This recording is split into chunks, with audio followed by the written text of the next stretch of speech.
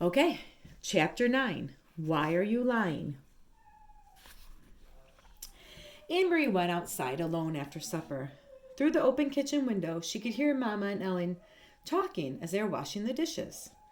Kirsty, she knew, was busy on the floor, playing with the old dolls she had found upstairs. The dolls that had been Mama's once long ago. The kitten had fled when she tried to dress it and disappeared. She wandered to the barn where Uncle Henrik was milking Blossom. He was kneeling on the straw-covered floor beside the cow, his shoulder pressed against her heavy side, his strong, tanned hands rhythmically urging her milk into the spotless bucket. The god of thunder sat alertly poised nearby, watching. Blossom the cow looked up at Anne Marie with big brown eyes and moved her wrinkled mouth like an old woman adjusting her false teeth. Anne Marie leaned against the ancient splintery wood of the barn wall and listened to the sharp rattling sounds of the streams of milk as they hit the side of the bucket. Uncle Henrik glanced over at her and smiled without pausing in the rhythm of milking. He didn't say anything. Through the barn windows, the pinkish light of sunset fell in irregular shapes upon the stacked hay. Flecks of dust and straw floated there in the light. "Uncle Henrik," Anne Marie said suddenly, her voice cold, "you are lying to me. You and Mama both." His strong hands continued, deftly pressing like a pulse against the cow. The steady streams of milk still came. He looked at her again, his deep blue eyes kind and questioning. "You are angry," he said. "Yes, Mama has never lied to me before. Never. But I know there is no great Aunt Bertie. Never once in all the stories I've heard and all the old pictures I've seen has there been a great Aunt Bertie." Uncle Henrik sighed. Blossom looked back at him as if to say, "Are you almost done?" And indeed, the streams of milk lessened and slowed. He tugged at the cow gently but firmly, pulling down the last of the milk. The bucket was half full, frothy on top. Finally, he set it aside and washed the cow's udder with a clean, damp cloth. Then he lifted the bucket to a shelf and covered it. He rubbed the cow's neck affectionately. At last, he turned to Anne Marie as he wiped his own hands with the cloth. "How brave are you, little Anne Marie?" Uncle Henrik asked. She was startled and dismayed. It was a question she did not want to be asked. When she asked it of herself, she didn't like her own answer. "Not very," she confessed, looking at the floor of the barn. Tall Uncle Henrik knelt before her so that his face was level with hers. Beyond him, Blossom the cow lowered her head, grasped a mouthful of hay in her mouth, and drew it in with her tongue. The kitten cocked its head, waiting, still hoping for spilled milk. "I think that is not true," Uncle Henrik said. "I think you are like your mama and your papa and like me. Frightened but determined, and if the time came to be brave, I am quite sure you would be very, very brave. But," he added, "it is much easier to be brave if you do not know everything. So your mama does not know everything. Neither do I. We know only what we need to know. Do you understand what I'm saying?" he asked, looking into her eyes. Anne Marie frowned. She wasn't sure. What did bravery mean?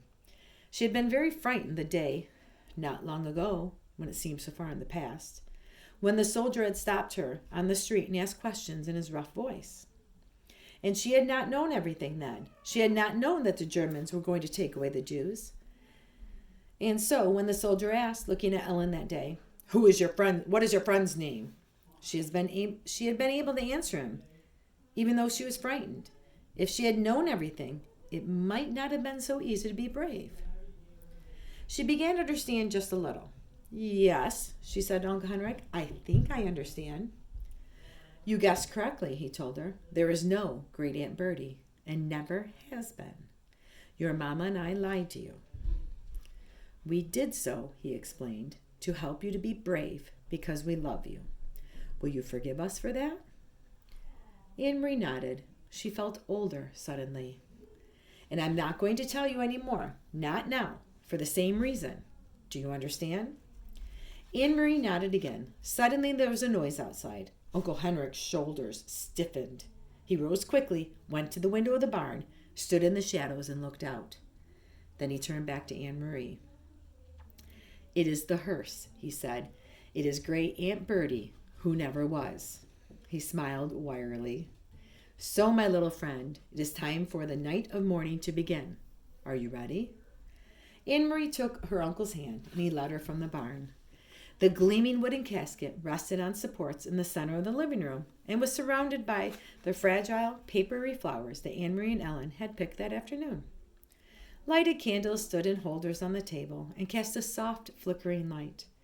The hearse had gone, and the solemn-faced men who had carried the casket indoors had gone with it, after speaking quietly to Uncle Henrik. Kirsty had gone to bed reluctantly, complaining that she wanted to stay up with the others, that she was grown up enough, that she had never seen a dead person in a closed-up box, that it wasn't fair. But Mama had been firm, and finally Kirsty, sulking, had trudged upstairs with her dolls under one arm and the kitten under the other.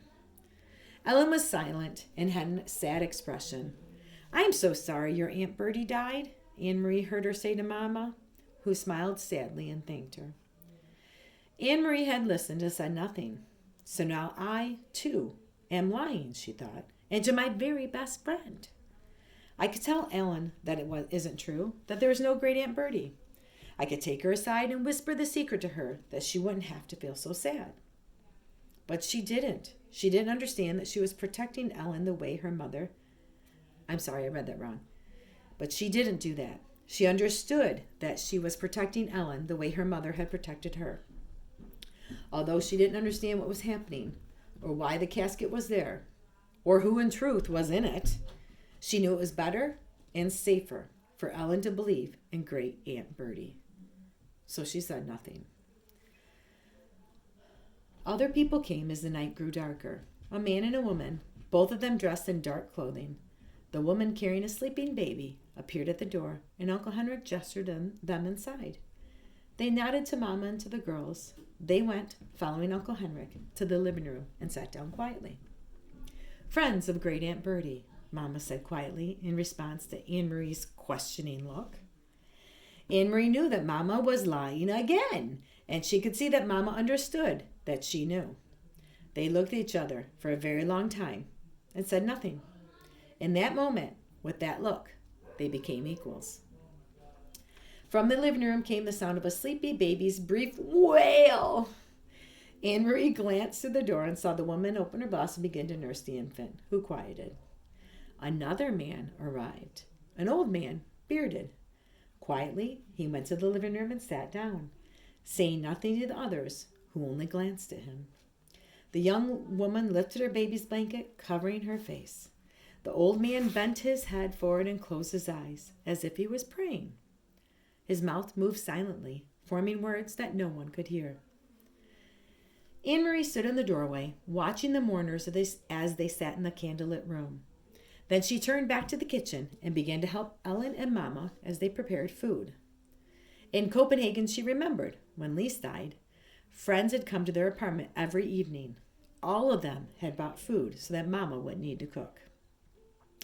Why hadn't these people brought food? Why didn't they talk? In Copenhagen, even though the talk was sad, people had spoken softly to one another and to Mama and Papa. They had talked about Lise, remembering happier times.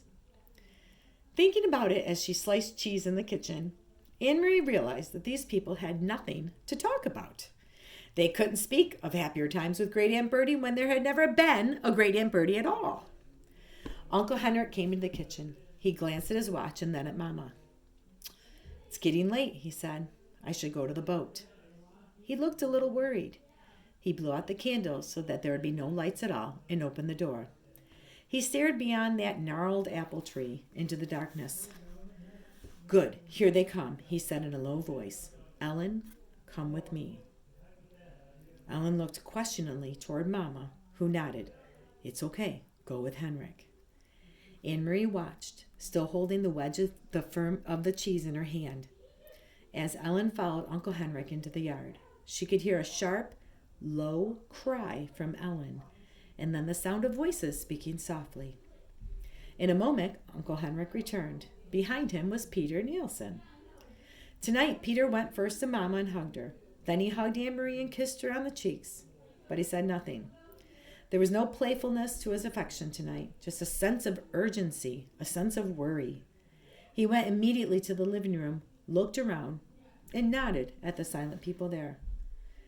Ellen was still outside, but in a moment the door opened and she returned, held tightly like a little girl, her bare legs dangling against her father's chest. Her mother was beside them. See you later.